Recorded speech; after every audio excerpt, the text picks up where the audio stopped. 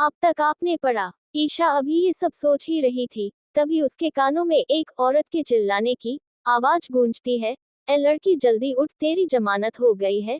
इतना कहते हुए वह औरत एक नजर जख्मी ईशा को देख वह से मुंह बनाते हुए चली जाती है। अब आगे, अब से हम ईशा को हीर कहेंगे। हीर उस औरत को जाते हुए बिना किसी भाव के देख रही थी। कुछ देर बाद हीर अपनी आंखें बंद करती है, तभी उसके जहन में पुरानी हीर का रोता हुआ चेहरा घूमने लगता है, जिससे हीर की मुठिया गुस्से में कस जाती है। हीर एक झटके के साथ अपनी बंद आंखें खोलती है। इस वक्त उसकी आंखें पूरी तरह से गुस्से से लाल हो चुका था। हीर के आसपास का टेम्परेचर गिरता हुआ महसूस हो रहा था। हीर पास में पड़े पानी के मटके को फेंकते हुए चिल्लाकर कहती है, मैं तुमसे प्रॉमिस करती हूँ, हीर, जिस तरह से उन सब ने तुम्हें दर्द दिया है, उससे भी बदतर सजा उन सबको यह माफिया क्वीन देगी। हीर कुछ देर बाद शांत होते हुए खुद से ही कहती है, पहले मुझे ये पता लगाना पड़ेगा कि पुरानी हीर को किसने झूठ ड्रग्स के केस में फंसाया है। जहां तक मैंने वह नॉवेल पढ़ा था, उस हिसाब से तो हीर को फंसाने वाला उसके फैमिली मेंबर में से ही कोई है। दरअसल आज से 2 दिन पहले माही जबरदस्ती हीर को अपने फ्रेंड के पार्टी में जाने के लिए फोर्स कर रही थी, लेकिन हीर ने माही को साफ साफ इनकार कर दिया था, जिसकी वजह से माही उदास हो गई थी। जब फैमिली मेंबर ने माही को उदास देखा तो वो सब हीर से नाराज हो गए। हीर की मॉम ने जब माही को उदास देखा तो वो हीर से बहुत ही ज्यादा गुस्सा हो गई थी। हीर की मॉम शालिनी जी ने गुस्से में ये तक कह दिया था कि उसे कहीं जाकर मर जाना चाहिए। हीर जैसी बेटी पैदा करके उसने बहुत बड़ी गलती कर दिया है। अपनी मॉम के मुंह से ऐसी बात सुन हीर उस दिन पूरी तरफ से टूट गई। तभी माही आगे आते हुए शालिनी जी से कहती है, मॉम, जाने भी दीजिए ना, हीर अभी छोटी है, उसे पार्टी में जाने का मन नहीं होगा, इसलिए उसने मना कर दिया। अगर वो नहीं जाएगी तो मैं भी नहीं जाऊंगी। माही की बात सुन शालिनी जी गुस्से से एक नजर हीर को देखती है, जिसके आंखों में बेहिसाब आंसू बह रहे थे, लेकिन शालिनी जी को हीर के आंसू से कोई फर्क ही नहीं पड़ रहा था। वो माही के गाल पर प्यार से हाथ रखते हुए अपने नम आवाज में कहती है, ऐसे कैसे माही बेटा, जब आपको अपने दोस्त की पार्टी में जाने का मन है तो आप जाए और आपके साथ हीर भी जाएगी।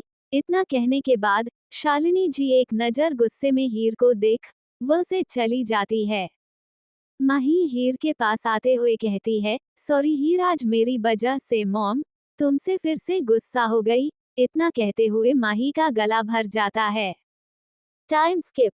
कुछ ही देर में हीर और माही उस पार्टी वेन्यू पर पहुंच जाते हैं, जहां माही की फ्रेंड का बर्थडे था।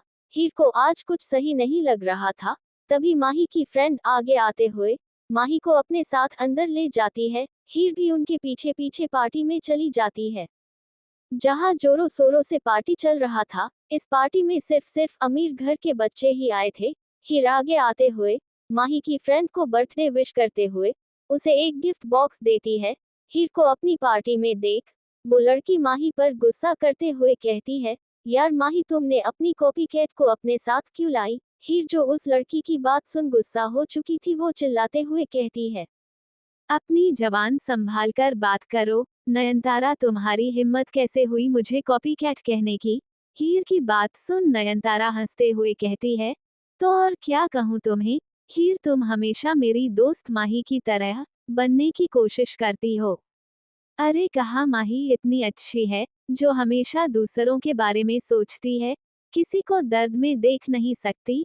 और कहाँ तुम, इतना कहते हुए नयनतारा अपना मुंह बनाने लगती है। बात को आगे बढ़ता देख माही क्यूट सा चेहरा बनाते हुए नयनतारा से कहती है, अरे चुप हो जाओ तारू, नयनतारा का निकनेम प्लीज तुम हीर से ऐसी बातें मत करो, मुझे बिल्कुल भी अच्छा नहीं लग रहा। इतना कहते हुए माही चुप हो जाती है। इस वक्त माही के आंखों में आंसू आने लगते हैं, जिसे देख नयनतारा माही को गले लगाते हुए कहती है, ठीक है, मैं कुछ नहीं कहूंगी इसे, प्लीज तुम इस लड़की के लिए रोना बंद करो। कुछ देर बाद माही शांत हो जाती है। वो हीर के पास आते हुई प्यार से कहती है, हीर तुम थोड़ी देर यहीं रुको, मैं अभी आता हूँ। इतना कहने के बाद माही वहां से चली जाती है। हीर माही को जाते हुए देख गुस्से में बार काउंटर की तरफ चली जाती है और वहां पर ड्रिंक के गिलास को उठाते हुए एक ही घुट में पूरी पी लेती है, इस बात से अनजान कि कोई हीर के बैग में चुपके से ड्रग्स डाल रहा था। देखने से पता नहीं चल रहा था वो ड्रग्स रखने वाला कोई लड़का है या लड़की, क्योंकि हीर जहां बैठी थी वहां पूरा अंधेरा छाया हुआ था। हीर जो इस वक्त पूरी तरह नशे में थी, वो खुद से ही रोते हुए कहती है, कोई मुझसे प्यार क्यों नहीं करता, आखिर मैं इतनी बुरी हूँ क्या? फिर दर्द भरी मुस्कान हंसते हुए कहती है, जब खुद के माँ बाप प्यार ना करें तो दूसरों से उम्मीद भी क्या लगाऊं। हीर खुद से बड़बड़ते हुए ये सब कह रही थी। तभी एक सर्द आवाज हीर के कानों में गूंजती है, मिस हीर सहगल। अपना नाम सुन जब हीर ऊपर देखती है तो उसकी आंखें हैरानी से बड़ी हो जाती है। हीर इस वक्त चारों तरफ से पुलिस से घिरी हुई थी। तभी पुलिस का हेड आगे आते हुए कहता है, miss Sehgal you are under arrest. Police की बात सुन हीर हकलाते हुए कहती है, लेकिन मैंने क्या किया है? हीर की बात सुन पुलिस अपने सर्द आवाज में कहते हैं, मिस सहगल किसी ने आपके खिलाफ कंप्लेंट किया है।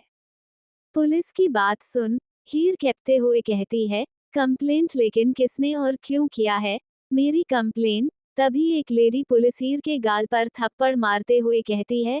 इसलिए इतना कहते हुए वो लेडी हीर के बैग से ड्रग्स का पैकेट निकलते हुए हीर के ऊपर फेंक देती है।